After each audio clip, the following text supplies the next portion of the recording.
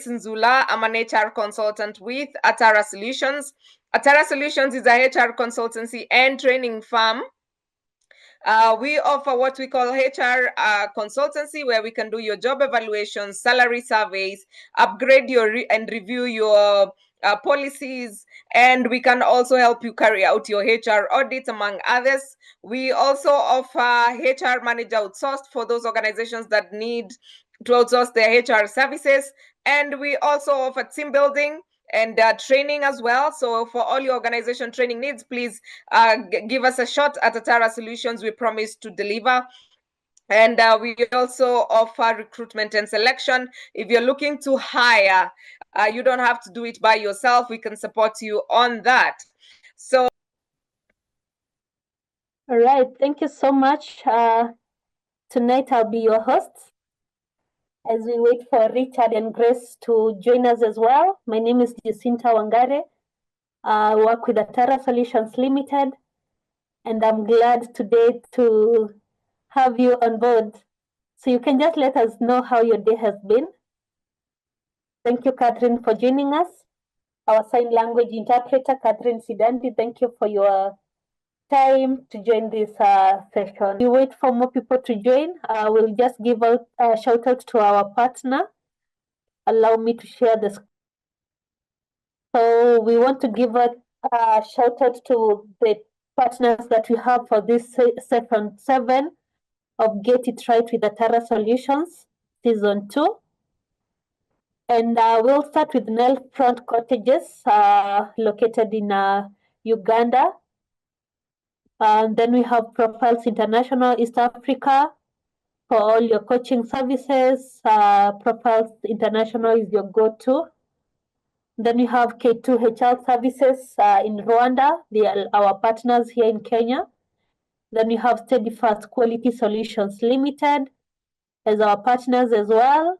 We have AAR Insurance. If you're in need of insurance services, AAR is the go-to. And then we have Hotel Sapphire located in Mombasa, Nairobi. If you have any event, if you want to host any activity, Hotel Sapphire is a perfect place to be. Then we have Tufaha Resorts, located in Nanyuki, Kenya as well. So it's a perfect place for function that you might have in mind, for also for vacation, staycation, all those things. Tufaha Resort is a nice place to be. And then we have Vanessa Training Institute. This is a school that teaches woodwork, carpentry, and joinery mainly. If you have an interest or you know someone who would want to learn woodwork, then Vanessa Training Institute is the place to be. It's located along Mombasa Road, opposite Airtel. And then we have Port Circle as our partners as well in Mombasa. Then we have Sotet Kinyumbani for all your local dishes, delicious meals. Sotet Kinyumbani is the place to be. It's along Nanyuki Road. So thank you so much to our partners. We are glad that you have partnered with us. Yeah, and we're looking forward to more partnerships. So tonight, we are here to learn, to unlearn, to relearn, all those things. And our speaker today is none other than Caroline, and I will let her introduce herself. But even before she introduces herself, the question that you are asking tonight is, what is the one thing holding you back? Isn't it a lack of talent, but the way you learn as an individual or as an organization? So here we are here to learn and to know the power of learning for breakthrough results. So without so much ado, I will allow Caroline to introduce herself and take us through the session for tonight. Caroline?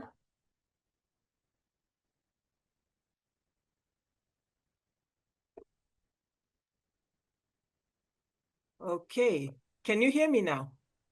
Yes, we can hear you. Loud and clear. Awesome. Thank you very much, Jacinta. happy to be here and happy to just be part of this very, very important discussion. We are going to look at success. We are going to look at what it takes to really do well and to succeed in life, because I think that's the desire that everybody has, to be able to, look back on your life and say that indeed you're happy with what you have accomplished in your life. So my name is Caroline Nyamwaya Mwazi.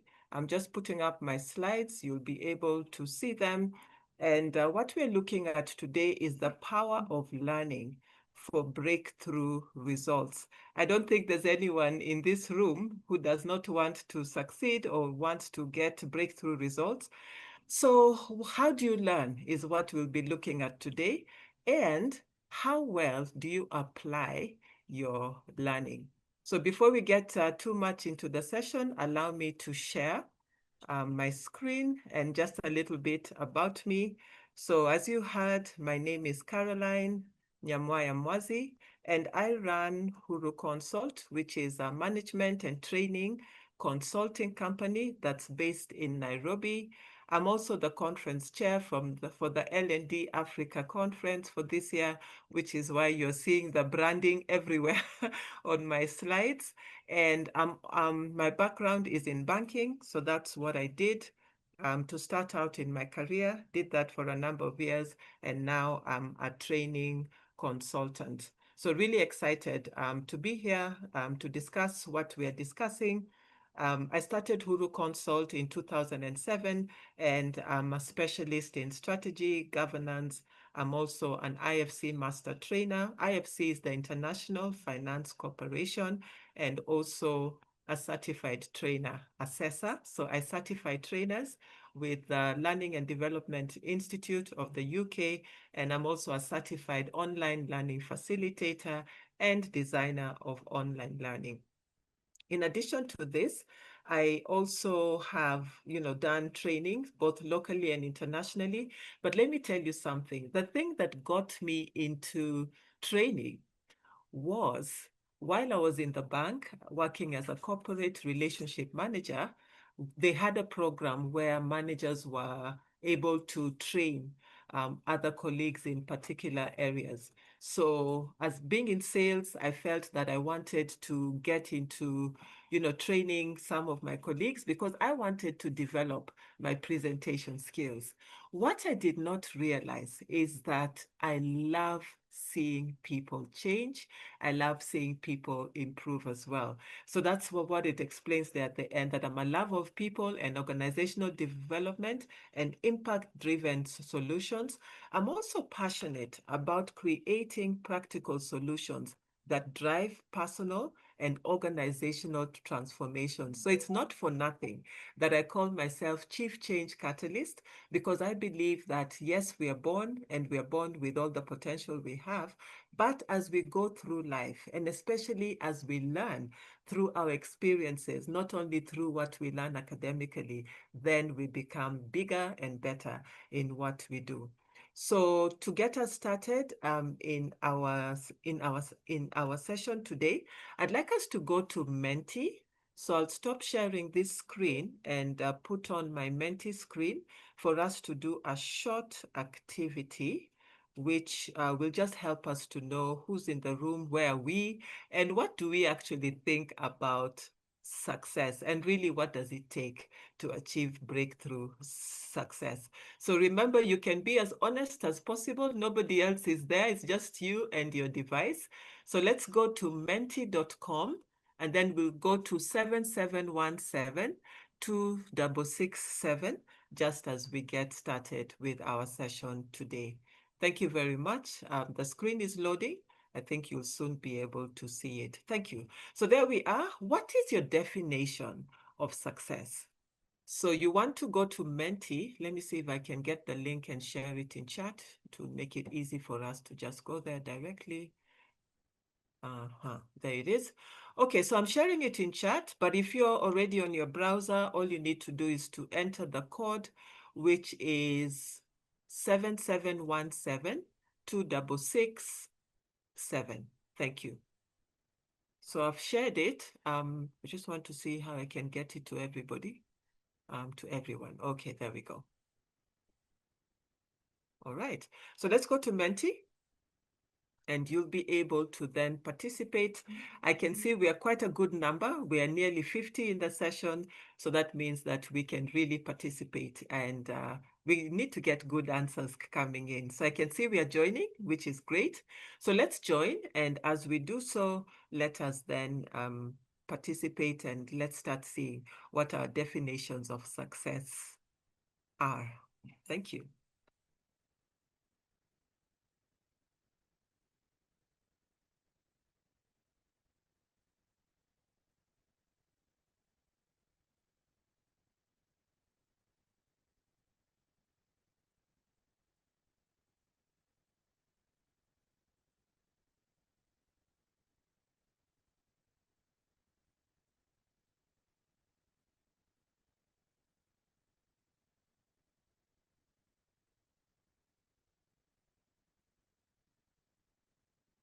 Okay. So let's see your responses.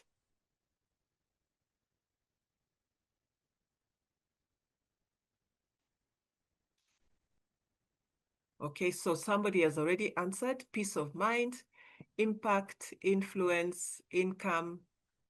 Let's see more answers coming through. Time, freedom. Thank you. Good answers there.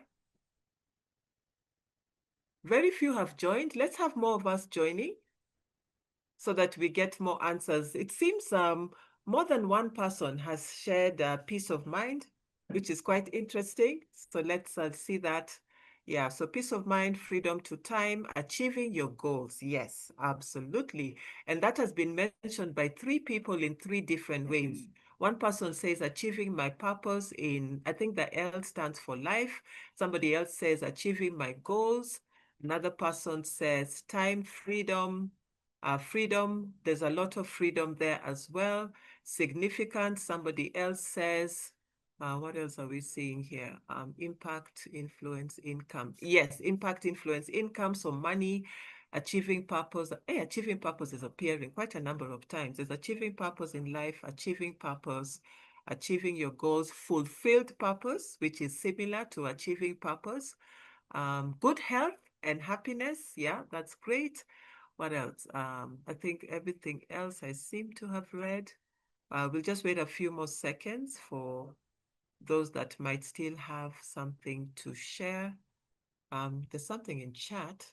Jacinta, if you could help me to monitor chat. Oh, I shared the code again. Jennifer says, so there it is. Thank you. All right. And you want to stay there because we've got 2 or 3, I think 3 other questions that we shall be answering. Thank you. So freedom also is a frequent flyer on this flight. Thank you. Thank you, guys. Freedom again. So quite a number of freedom, but the one that seems to be a recurring theme is achievement of goals. Thank you very much. Good. So let's go to the next one, which is, how are you doing? On a scale of 1 to 10, how successful would you say you are on this scale? Thank you. So all you need to do is use your sliding scale, and you should be able to then indicate how you're doing. We'll see your different scores, and we'll also be able to see the average for those of us who are in the room. Let's join, more of us join, so that we can see how that is going. Thank you.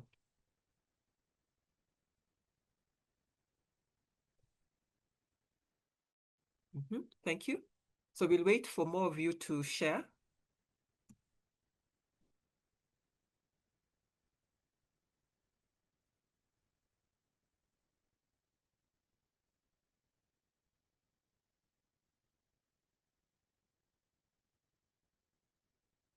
Okay.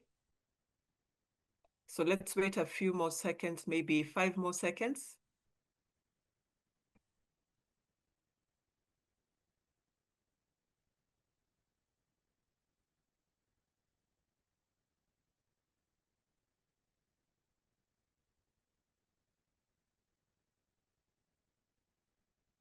All right. Okay, so let's have a look at where we are in terms of the average.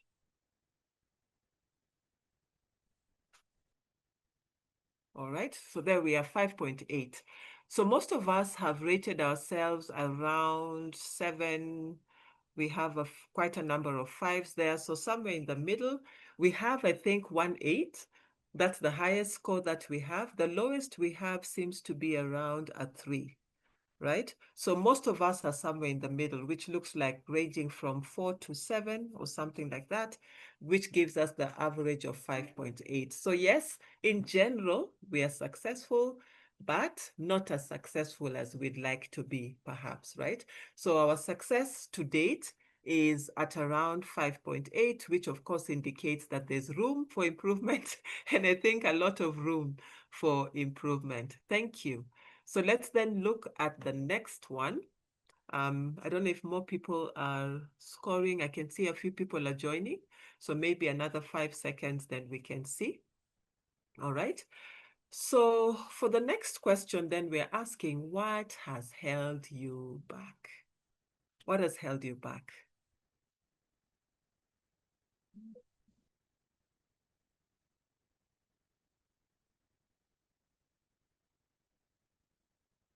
Okay, you're welcome, Jennifer. And then Paul has added here in chat, good health and happiness. Yes, we had a number of those. We also had freedom and others. So what has held you back, ladies and gentlemen? Because if that's what you're defining as success, if that is how you've scored yourself, what has held you back?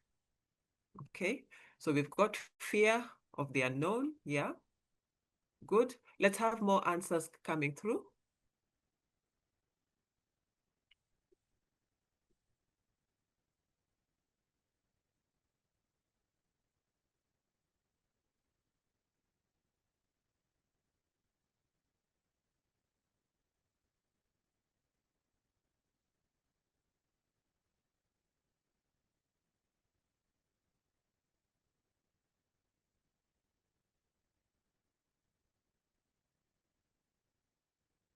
Okay, so good responses here. We have a smiley face.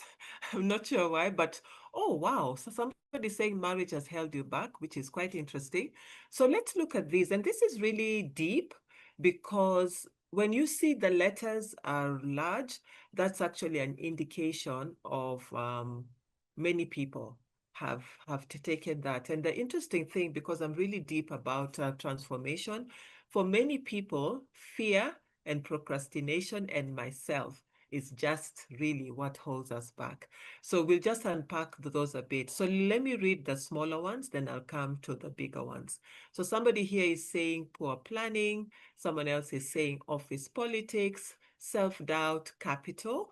Self-doubt, okay, so I've read that again. Underestimating my value, so that's an example of myself. Lack of confidence, bad partnerships, poor planning, gender discrimination, fear, finance, procrastination. So that again has been mentioned. The only reason why procrastination here is small is just because we missed the R. So procrastination would have been bigger than it is. Gender discrimination, yes. Fear of failure, dedication to family, yes. Sometimes you have to weigh options and then to make choices. And yes, dedication to family can hold you back, but I hope not in a bad way, because something does have to give. And usually in the long term, you don't regret prioritizing family. Black tax, yes. Just to explain to those of you who might not understand what black tax is, it is where yes, you're working, you're successful, and then at home, there's the expectation in the village, right? Or from your family, the expectation that now you need to pay us because we paid your fees, right? We supported you. If you went out of the country, we raised the airfare and we supported you. So now it's time for you to pay back, quote unquote. All right, so those are some of the small ones. So capital, etc., self-doubt. I think those are most of them. Let's now look at the big ones in order. So procrastination, yes, putting off for tomorrow what you ought to do today. Fear is the biggest. And so it would be good to unpack the fear. What exactly is it that you're afraid of? Is it fear of the unknown, fear of trying new things, fear of going into new territory? And as we are in this session today, think about, what do I want? Do I want to continue living like that? As we look at this, yeah, comfort zone syndrome, imposter syndrome, where you feel like you don't belong in the spaces that you want to go into. Gender discrimination, it's what you do with it. I was in a forum last week where somebody was speaking about the glass ceiling has already been broken, but maybe we think that it still exists. So even for gender, a lot of doors and spaces have been open, and we can work on ways of getting them open even more, to get into the spaces we want to be in. Sometimes it could be race as well. If you're in environments where people are different race from you, feeling like you don't belong and so on. So there are different things that make us different. For some other people, it could also be age. Either you're too considered to be too old or too young. But at the end of the day, I think the myself is the one that holds us back, and also fear. And so my question to you, even as we look at this, would be to ask for you to ask yourself, what is it really that you're afraid of? What is it really that makes you to procrastinate? Because there's something that you tell yourself that makes you procrastinate. What about, the bad partnerships? So all of these, they're things that we learn out of all these experiences. Self-doubt, why do you doubt yourself? How then do we find ways of overcoming? Because whatever it is that we've been through and whatever it is that we do, whether it's a good habit or a bad habit, teaches us. And so my next and the last one, because we are looking at learning, the value of learning for breakthrough success, is that as you've gone through life, what are the big lessons? What are the important lessons that you have learned? And of course, we are aligning those to breakthrough success, right? So thank you very much for that. I took a bit of time there because it's good sometimes to just pause and ponder. So, what is the most important lesson that you have learned in life? And of course, we are looking at lessons for breakthrough success. Thank you.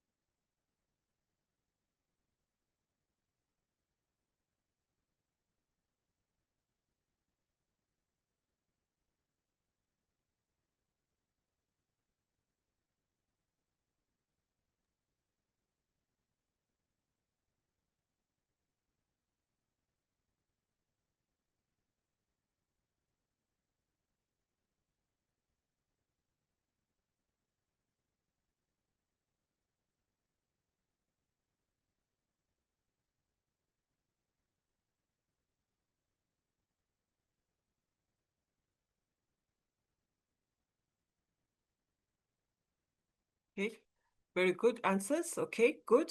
So, resilience is the big fat one, the biggest lesson that you have learned. Involve God in everything. Thank you very much.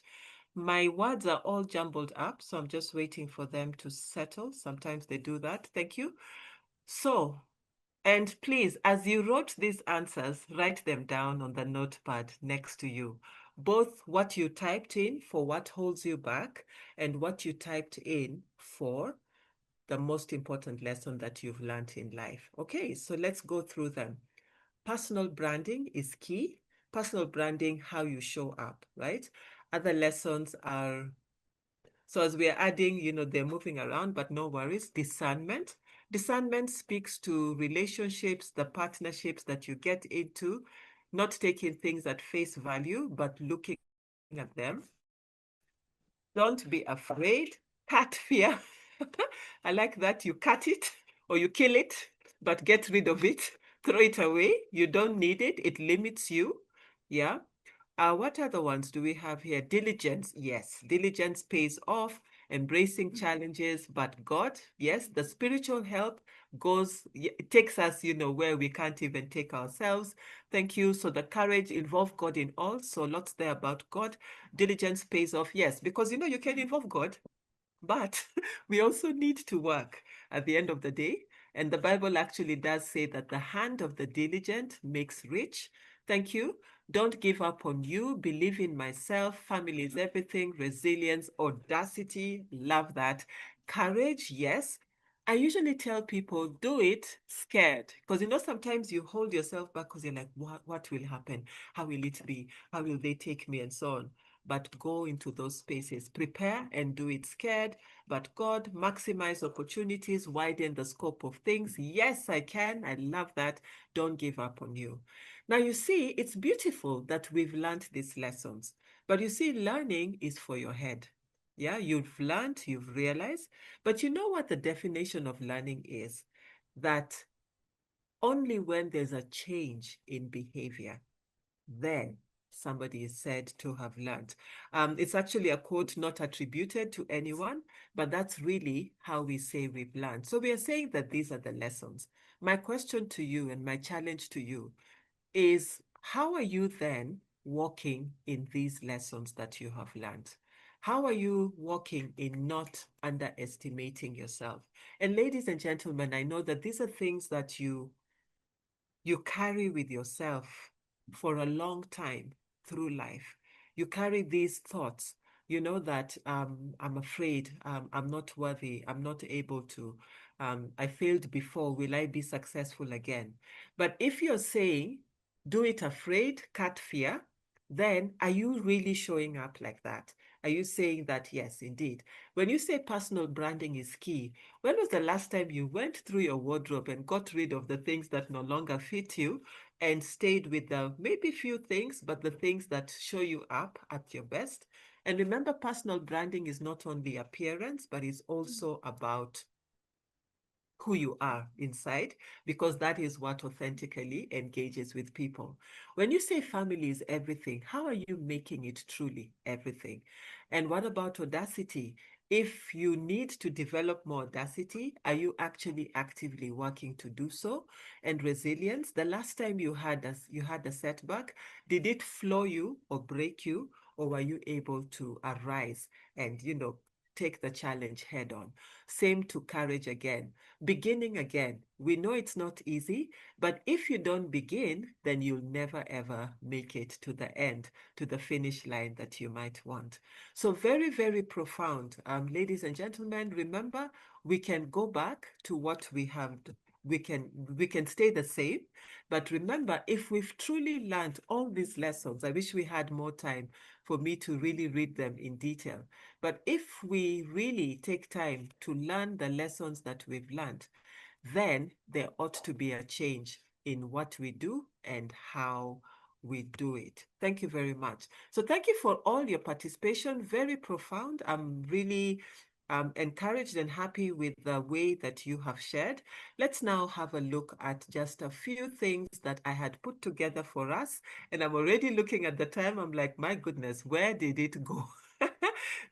So we're gonna just try to manage our time so that we move at a good pace. Thank you very much. Okay, so what we're looking at today really is the value of learning, and how then do we create and implement learning for breakthrough success. Thank you very much. Okay, so then let's just start by looking at the definition of learning, and then we'll just talk through the rest. All right. So, all right. Let me just put up my slides. Give me a second to do that real quick. All right. So the definition of learning is, I got this from a gentleman called Og Mandino, who wrote the book, The Greatest Salesman in the World. So what we want to look at in our time together is defining what success is. And then we're also going to look at the value of learning. And then we look at how do we create and implement learning for breakthrough success. So let's start by looking at the definition of success. Success has been defined by Mandino as whatever you define it to be. And we saw this already from the slides that we looked at, from the exercise that we did earlier.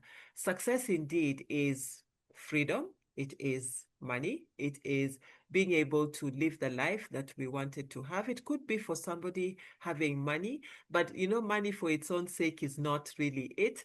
It's also, being able to engage effectively with your world. So it could be with your family, it could be at work, it could be rising, in your opinion, to the highest level of business, the highest levels in your organization, could also be the highest levels in your society, whatever you define that as really success. But either you have got it or you don't have it. Now, on the journey towards achieving success, the one important thing that you need to have is goals. And the next important thing you need to have is the way you're going to get to your goals. And so once you've defined what your success is, whatever it is, it could be sales, it could be to achieve a promotion, it could even be educational. Whatever you've defined what it is that you want to succeed in. My next question is, what do you do to make it happen? And the value of learning through that journey is that, are you changing? Are you becoming that person? So, for example, maybe you want to become an amazing presenter, but at the moment, the things that hold you back, you're shy, you are retiring, you're not able to speak articulately, or, maybe your voice is not a strong voice. And so you put yourself on a learning path, right? So maybe you might do a training on presentation skills, you might read presentation, and these are the different ways that we learn. But as you're learning, then my question to you is, how are you applying that learning? And that's one of the most important things you need to do. We'll also look at how this can work for organizations, but we are starting with it at the personal level. Number one, you need to define what is your success. Number two, you need to put yourself on a journey to achieve that. And a key part of that journey is learning. Now, there's the learning in terms of acquisition of knowledge. There's the learning also in terms of realizing this is how I need to be, this is how I need to show up. But once you know, then you need to apply. And so the importance of learning, whether you're looking at it as organizations or you as an individual, is, are you changing? For example, let us take somebody who's a chronic latecomer, right? So they go through coaching, maybe they read a book on time management or keeping time, on punctuality and so on. But there's some things they realize they need to change, because I coach. And one of the things you learn as a coach is that the answers lie with the clients. So maybe somebody comes and says, I have a problem with with punctuality. I'm always late for things, etc., etc. So as a coach, you ask them a series of questions, and lo and behold, the answer comes. But when you ask them, what is holding you back? Oh, when my alarm goes off, I sleep. For another 5 or 10 minutes, and then I wake up and I rush about, and I don't make it in time. So then as a coach, you might ask, then what needs to change? And the person says, well, when my alarm goes off, I get up. Or it might be I need to put on my alarm for an earlier time. Or it might be I need to arrange my things the evening before, or any combination of that. Now, how do we know that they have learned? Of course, they have acquired the knowledge, but the transformation then happens when they actually start to change. So in that process of change, ladies and gentlemen, sometimes you find that there are people who will do it well for a day or two and also fall. Does that mean they haven't learned? No, because they've begun the journey of change. And one of the things we need to be is to be compassionate with the people around us as they're trying to do things differently, because the journey of change is not always an easy journey. You might say that you need to save money, you want to do things differently, you want to do things better, but unless you are getting up even when you fall and keeping on going, then the change won't happen. So yes, resilience, which was mentioned earlier by us, is key. The other thing that is key is having a clear plan. You must have a plan that takes you from step A to step B to step C, step by step towards the goal you have. Now, as you're going towards your goal, the other important thing you need to do is to have regular reviews. So why don't we share in chat? What are some of the things that we want to achieve, and what are the things that we then learn as well? So what are the things that we've put ourselves on a learning path for? It could be presentation skills, it could be your networking, it could be wanting to start a business, so you're reading up on business. So yes, you've gone for that course, you've done the reading. How are you then measuring your progress? Okay, so that is the value of learning. And that is then what we need to make sure we are doing. So number one, defining our success, right? Number two is to then map out the steps that will take you to that place. Of course, learning will be involved, but the third thing you need to do then is to then see if you're actually putting in practice the things that you are learning. Very, very important to do that. So the value of learning is that we want to change, and we only know learning has happened when transformation has actually happened. So let's see in chat, what are some of the things that we are looking to learn, and how are you translating that? There is a challenge. When we're talking about changing habits, then of course, then we have the issues of, yeah, I want to change, but my old habits are holding me back. How do we break through out of that? Okay, very good. So then to look then here, how do you then create and implement your learning? You need to know, where will I get the knowledge, right? So then you need to think about the people around you, the books that you might need. One thing that I always do, I will watch a YouTube video on the same, I will read online articles, but remember that is head knowledge. It's what I do with the knowledge, whether it's a skill I want to have, that then shows the difference. How else do we learn? We also learn through experiences, ladies and gentlemen. Like when you're new in a relationship or new in a place of work, very quickly you learn, this I can do, this I can't do. Why? Maybe you burn your fingers. Not literally, but of course, you have an experience, you burn your fingers, you're like, okay, so next time I need to talk to so and so, I shouldn't talk to them like this. I talk to them in a different way. Children also learn. They learn through experiences, they learn through what is reinforced and what is discouraged. And so we need to then really do this in a very coherent way. So that is it with you. So my question to you, and this is now key, you have your plan, you've put it in place. Do you also have regular milestones to just review what you're doing? So yes, the clarity you define, right? And then you create a plan, and then you implement it. And remember, the implementation can be messy. Sometimes you are succeeding, you seem to be winning, then you fall. When you fall, what do you tell yourself? And that's really where the learning happens. What made me fall? What will I do differently next time? And then you have to stand up. And sometimes I know it's hard to stand, but you must. Otherwise, you'll stay in the same place, and then you get on with it again. You go again, and then you might fall again. But what you find is that you're starting to build your muscles. You're starting to then eventually, if we go back to my example about being punctual, you find that now, whereas I was late, let's say 4 days in a week, nowadays, I'm late 2 days a week.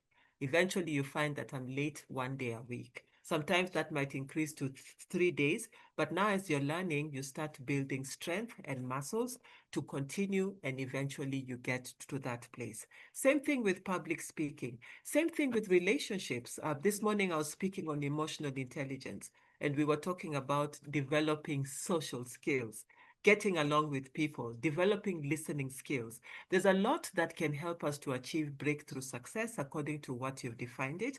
But ultimately, it's about defining what your success is, then creating the map, the roadmap for you to actually do it. And then you start on the map, and then you have regular reviews. The regular reviews are where you are now asking yourself, this is where I said I'd be. Have I achieved it? Yes, I have achieved it. What helped me achieve it? Remember, we're always learning, even in that process. What then hindered me? So what will I do differently next time? and then you implement it.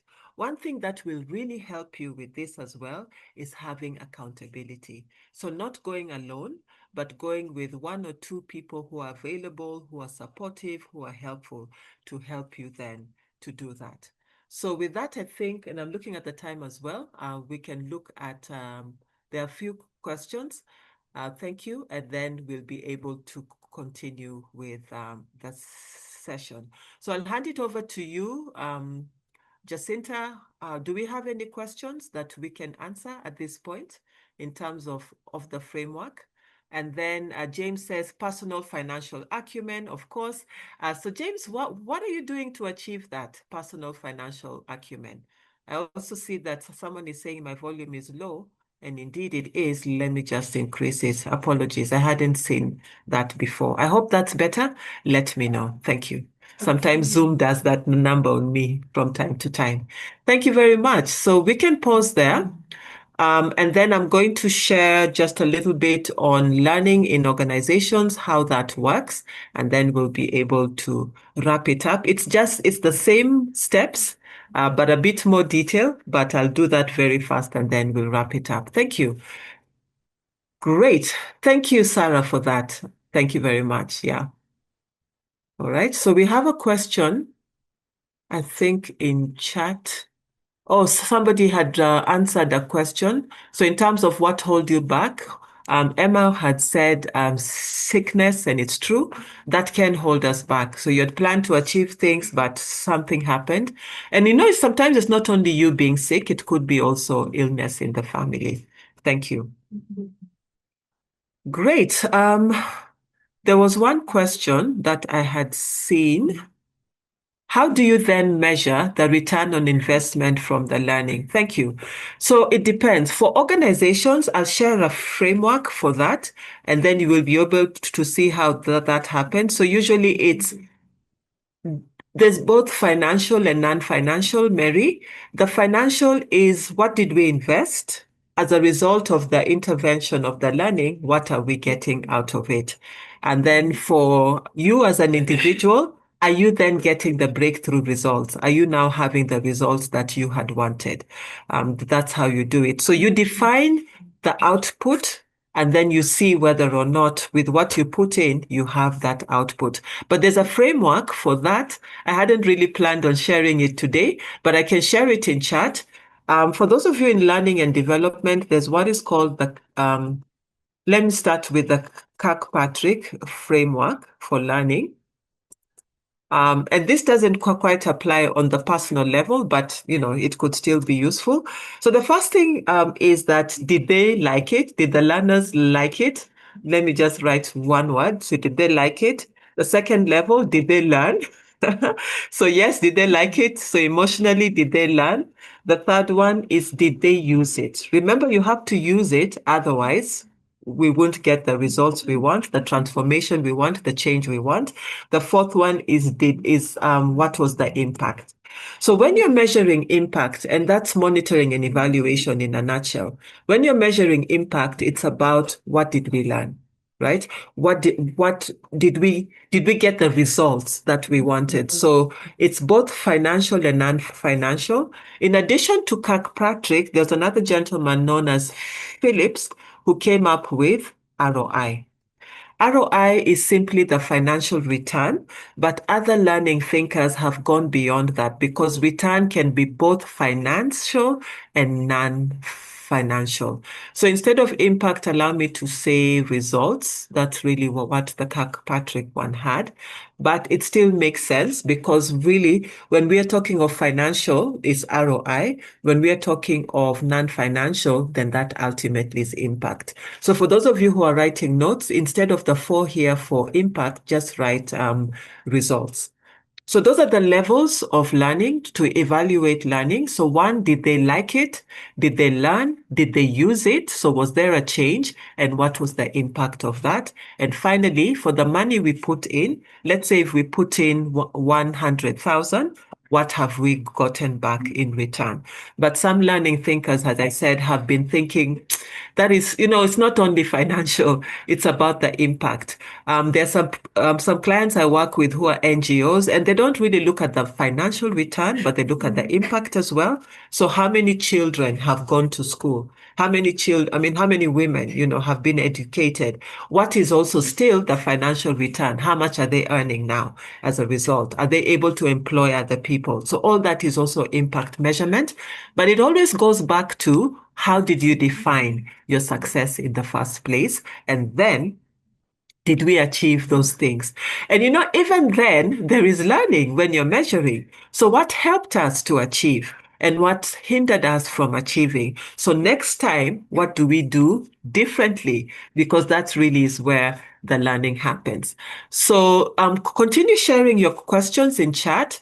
Allow me to share something on learning in organizations, just a couple of slides, which needs to be linked to strategy. So let me just put those up and share them just for you to appreciate also how this plays out in organizations. It's the same journey, except for organizations, it's a bigger journey because we're talking about people, they're different moving parts, but the framework remains exactly the same. Thank you. So let's look first of all at strategy in a nutshell. I'm just trying to get my Zoom to project properly, and then I'll share it. Okay, so here we are, strategy in a nutshell. We start with the defining, so you'll be able to see the similarities to individual and to organizational. So we start first of all by defining the journey. Not sure why it's not moving. Okay, there we go. So let's start. So first of all, we define by saying where we want to go. Then we look at where we are. This is strategy in a nutshell. This is something that is taught for an entire semester or an entire course. This is just in a nutshell. Where are we now? This is now at the organizational level. How will we get there? Those are the steps we look at. Then we do the steps one by one. This is what we need to do. And among other things, for organizations, of course, for learning, we're looking at people. And how that then happens is that we'll ignore this one, but we look at what needs to happen, right? So this is where you're saying, what do I need to be at the individual level? At the business level, what competencies must our people embody to contribute to the strategic objectives in their role? Where are the gaps? How do we close them? So in your case, individually, where are the gaps? How will I achieve it? If you know that that position needs you to have a master's degree, that might be a gap. Or you stalled at the project level. So how do you close it? Finish your project. Sign up for a master's course, do your master's. For organizations, the assumption is that the bus is heading in the right direction, which means we have the right strategy and we have the right people on the right seats of the bus. Okay. Now, for learning in organizations, and this is also where you see the evaluation happening, is that, I think I skipped, this is the slide, is that we go through what is called the learning cycle, right?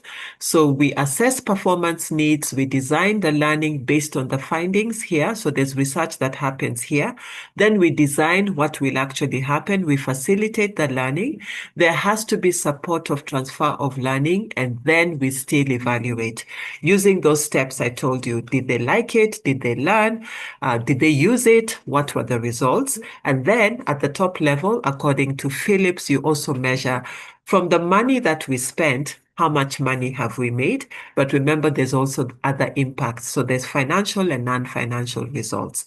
And all the time, of course, for those of you who are in learning and development, you must partner with your clients as well. So that's how it happens at the organizational level. When you're evaluating learning, whether it is for you in terms of achieving your strategy in the business, in terms of achieving your strategy, you personally, in terms of achieving the results you want, you're asking yourself the things we set out to do and how we went about it. Have we achieved the results that we want? The big question to ask yourself, why? Have we achieved it, or why not? You document those, and ladies and gentlemen, I highly encourage you to keep a journal. Document those and then use that to iterate upwards, because breakthrough success is not a destination, it is a journey. So you keep iterating upwards, because even if you achieve what it is you wanted, as long as you're still alive, there'll be something else that you are working towards. And the good muscles that you have built to help you up to this point are the ones that will take you to the rest of the destination. So thank you. That is me in terms of sharing. I don't know if, are there any other questions that have come? If I've missed your question, please type it again. I'll be able to see it in chat or in the Q&A. Thank you. I hope that has answered all your questions. Thank you. So somebody is asking, how do you instill a learning culture in an organization? It starts at the top. It's change, and change has to come from the top. So that's how you instill it. Yes, it can come as a suggestion from the participants, from the people in the organization, the employees, but who needs to say yes at the top? Right? So that's how you institute. So how does culture change happen? First of all, you define again. This is the culture that we want. So always beginning with the end in mind, as Steve Covey said. And then where are we now? And then you start saying, how are we going to do the learning? How are we going to actually define the learning? So what do the salespeople need to learn to embody this culture? What do the other people, what does the team need to embrace? So you could rally them around the values, or you define the culture you want and then you work it backwards. Culture change always starts with the leadership, because if you change the leadership and if the leaders do the right things, it will trickle down to the rest of the organization. For large organizations, it can take a year to 2 years. For small organizations, 2 or 3 people, 10 people, 20 people, within 3 to 6 months, change can be instituted. But just as I said earlier, you define the journey, you define where we are now, you map out the steps, and then you start implementing the steps. And as you do so, you do regular reviews.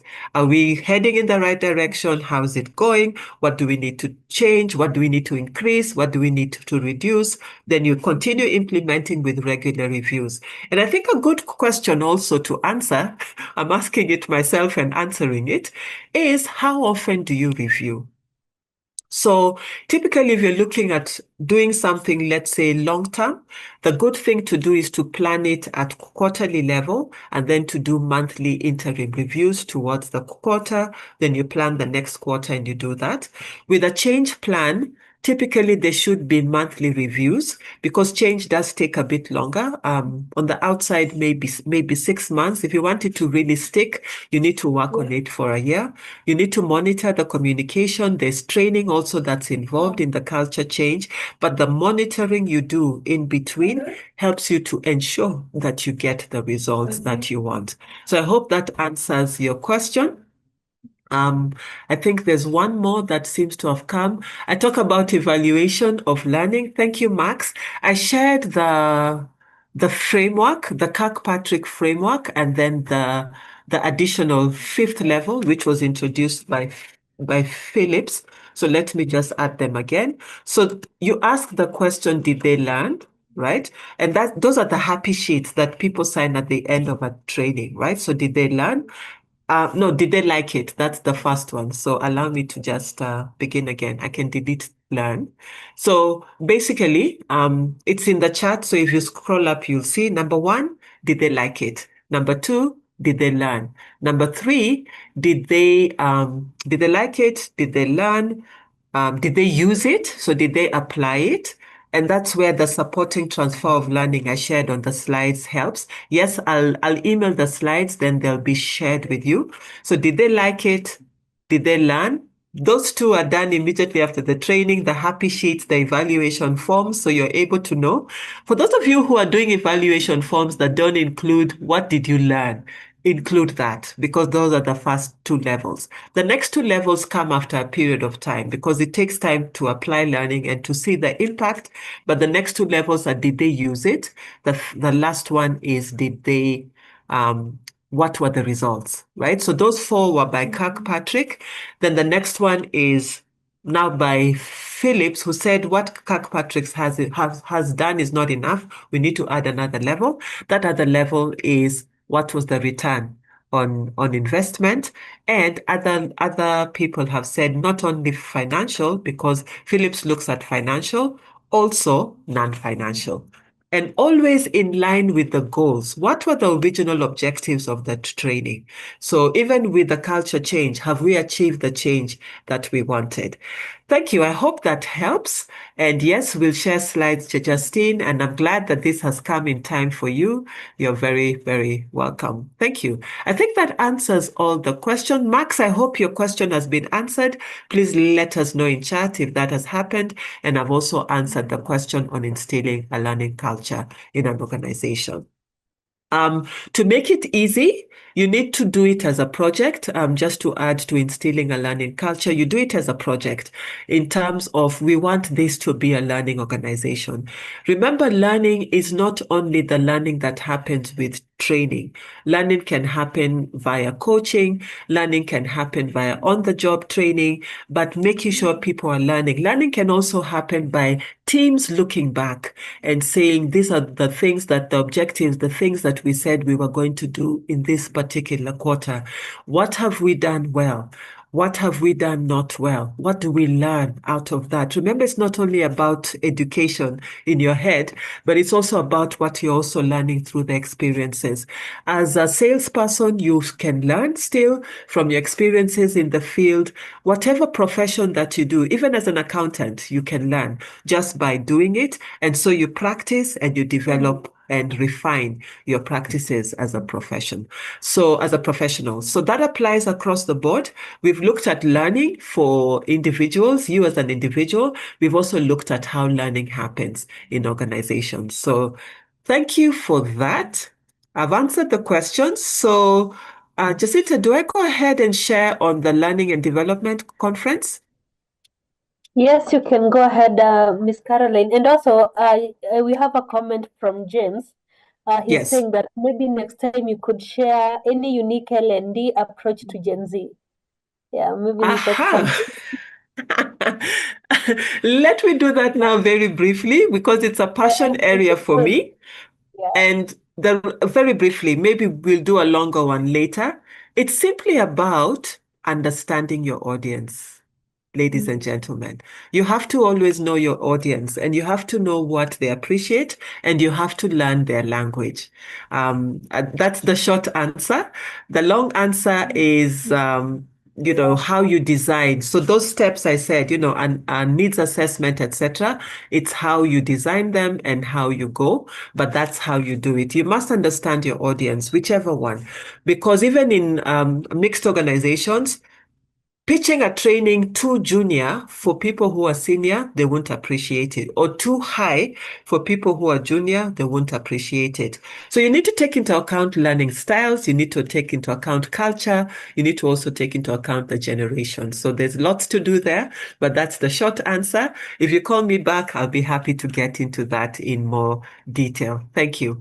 Long story short, and I'm speaking for the Gen Zs in the house, Gen Zs are here to stay.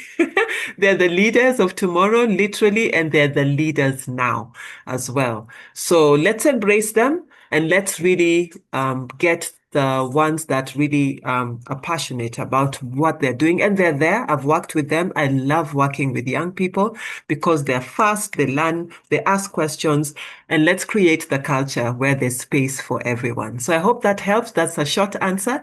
We'll do the long answer later. Thank you. Excellent. So let's have a look at I think the addresses are already held. Yes, let me, So those who are sharing their email addresses, if you registered, which I believe we all did, to be yes. able to use we have your email addresses. So there's no need to put them on the chat. Exactly. So what I'll do is I'll share the slides with the team and then they'll be able to share them to you by tomorrow. Thank you very much. So just a little bit about L&D Africa, because we are having a conference in October 15th to the 17th. It's a dynamic network of professionals that are committed to advancing personal and organizational development across Africa. And it brings together practitioners, enthusiasts in learning and development industry. So if you're interested even in becoming a trainer, a coach, in becoming an instructional designer or somebody who evaluates learning, this is the place for you to come, because it's the only one of its kind in Africa. And we look to create innovative homegrown solutions across Africa's unique challenges while aligning with global best practices. So that's what we do. And it's a conference that started in 2020, and it was convened by another IFC master trainer, Margaret Jackson, and 14 other co-founders. And it has been held every year, initially virtually, and nowadays as a hybrid. And for the first time last year, it came to East Africa.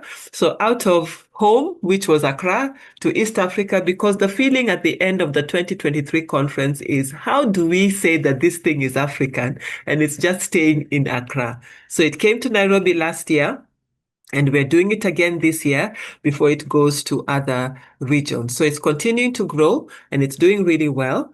And the theme is Bridging the Gap, Innovative Learning for Africa.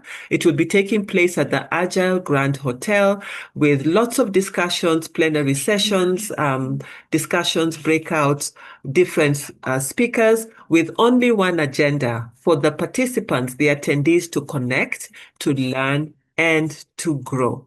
And so we are looking to engage with L&D practitioners, that's learning and development practitioners. So remember, coach, consultant, trainer, somebody working in learning and development. Even if you're supporting learning and development, this is the conference for you, because we are covering all areas of learning and development and all levels of experience.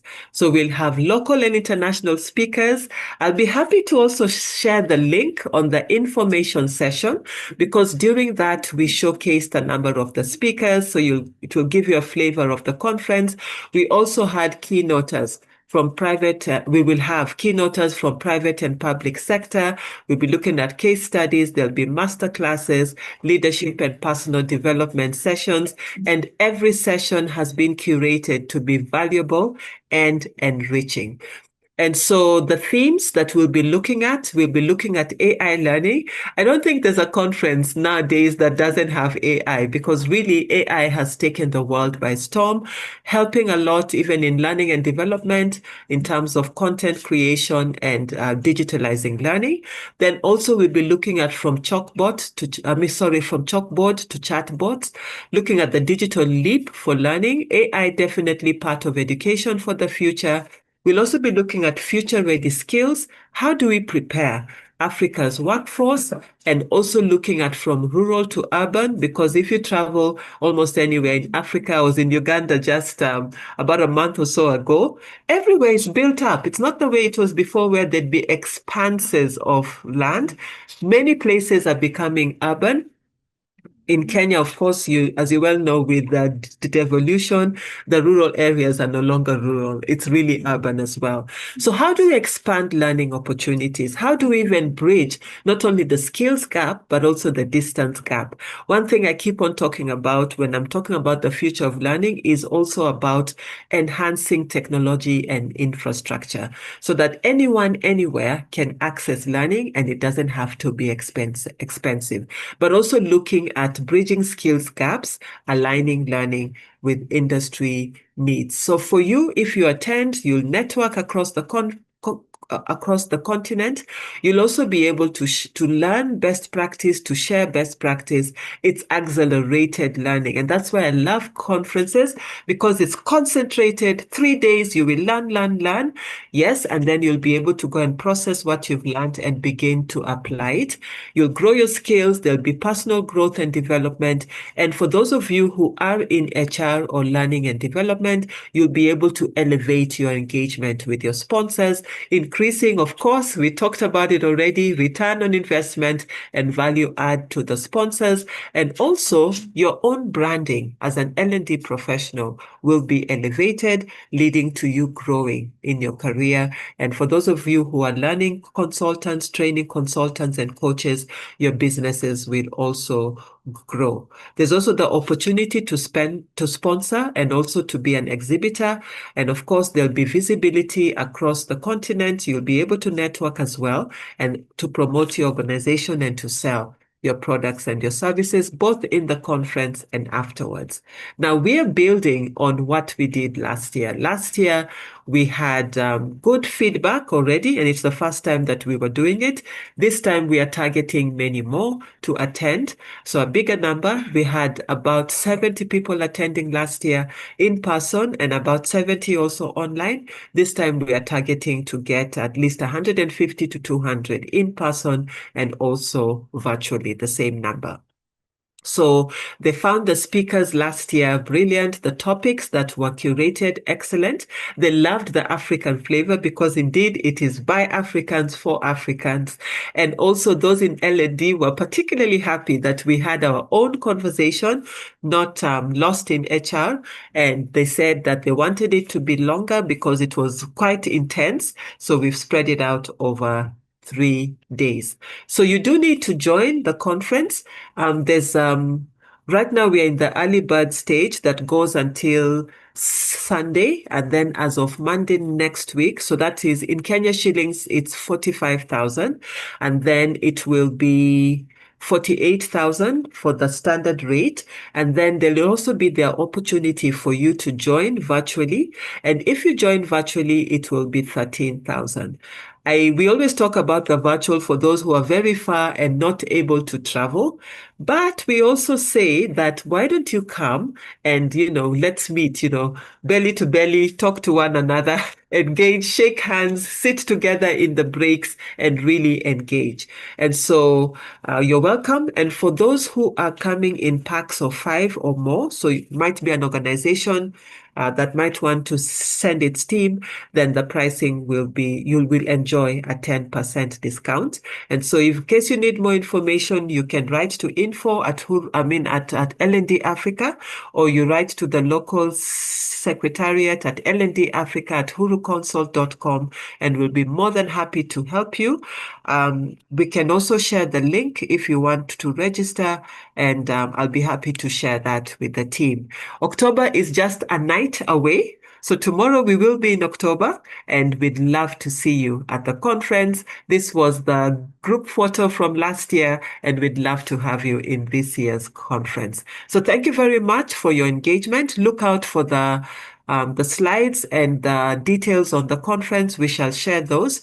As Jacinta is wrapping up, I'll also be happy to share the registration link in chat for those of you who would like to access it. And of course, there's also the QR code here that you can also scan. It's the same one that will lead you to the local registration. Thank you. Jacinta, I answered the amount. So it is 45 up to 45,000 up to Sunday. Excuse me. And then after that, it will be 48,000 per person. And if you want to join virtually, it will be 13,000. But you know what? Research says that when you are in a virtual meeting, for hours and hours, we actually get tired faster than being in person. But yes, you can join virtually or you can join in person. Thank you very much. This has been great. I've enjoyed my time together. I love sharing about learning, and I love talking about transformation. It would be great to see what your takeaway is. Otherwise, ladies and gentlemen, thank you very much, and looking forward to engaging with you in October and also privately. Sorry, I didn't share my email, so let me just share my contacts in case you'd like to engage further. So I'm just sharing them in chat. Over to you, Jacinta. Thank you. Awesome, Caroline. That has been a wonderful session, full of knowledge and learning. Thank you so much. So you have shared your email. I can only Yes. see. Thank you. I've seen it. So as we come to an end, maybe you can share your parting shot. And as you share that, I would like you to kind of give a mention on leaders where they can be able to create a culture of continuous learning and not just training events. Because we normally Yes. have a lot of trainings, but when it comes to learning, it's not implemented well. So you can share that Exactly. where you are parting shot as well.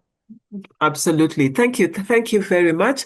So my parting shot is let's be strategic, let's be intentional.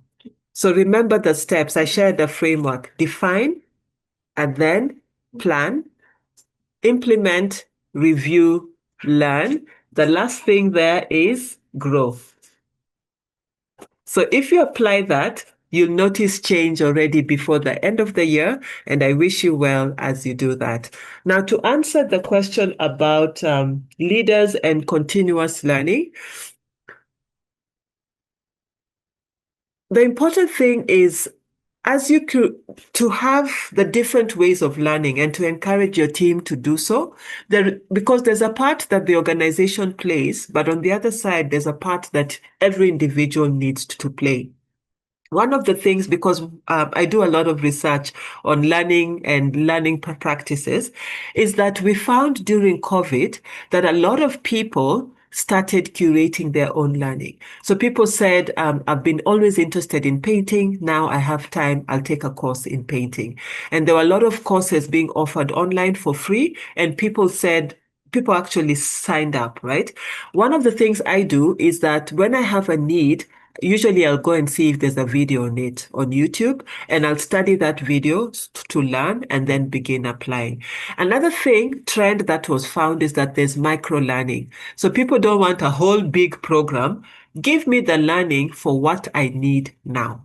So what organizations need to do is to take all that into account. That people like to learn independently, people like micro learning, people like learning together. And the best type of learning is hybrid learning. But learning doesn't end with the course. There's also the need for coaching. There's the need for mentorship. There's the need for even teams, as you're doing a project, to incorporate learning in there. And where does the change happen? Who drives that? As I said earlier, the leaders. So the leaders need to embrace learning instead of you treating it like a stepchild. Go and stand there in the corner. When we need you, we'll call you. But to make it part and parcel of strategy achievement, because formal and informal learning, training leaders to be coaches and then really getting them to practice the coaching is what will elevate that culture of learning. Another key one for leaders that if somebody makes a mistake, rather than coming with your big stick and hitting them on the head, treat that as a learning opportunity. Because I have a friend in HR, she usually says, nobody comes to work planning to be a disaster. So the disaster happens. Yes, the disaster happens. It may have cost us a lot of money. So there might be some need to do some disciplinary action if needed. But most of the time, even if you're disciplining, just as you do with a child, ask them, what have you learned? And then continue reinforcing the learning. I hope that helps. And it's really been great spending the evening together. Does that help, Jacinta? Yeah? Yes, it does very much, very much. And I believe that that is what you'll be covering come October 5th. It's 15th to 17th, right? Yes. Yes, that's very helpful. Richard, I see you have joined. We have really been soaked into knowledge tonight. For those who have joined late, we were live on YouTube. We are still live on YouTube. You can still have a catch up and see what you can be able to gain from what you have learned tonight. Thank you so much to every person who joined. Caroline, thank you so much for the wonderful session that you have shared with us tonight. My pleasure. I believe it has been impactful to every one of us who has been able to join. I see Catherine left in absentia. Thank you for your sign language interpretation. We do appreciate that. Paul as well, thank you. We have our link to our YouTube channel on the chat. Also, the WhatsApp group has been shared on the chat. You can join you if you haven't joined yet. As usual, this has been Get It Right with Atara Solutions. We are happy that you joined. Thank you and have a lovely night to you all.